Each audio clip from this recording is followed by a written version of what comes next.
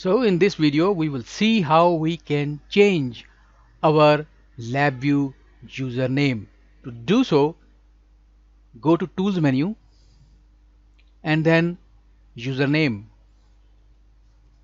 By default, the username you see here is the one that you use for logging into your PC.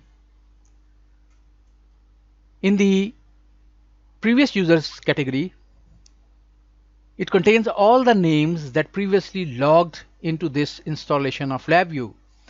The other option in the pull down menu is for new users who have not logged in to this installation previously.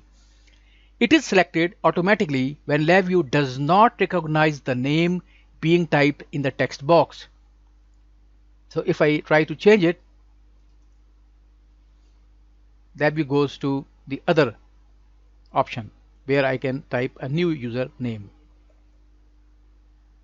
If I click OK, then the new username is now committed to LabVIEW and is being used. Hope this helped you with your programming, and thanks for watching.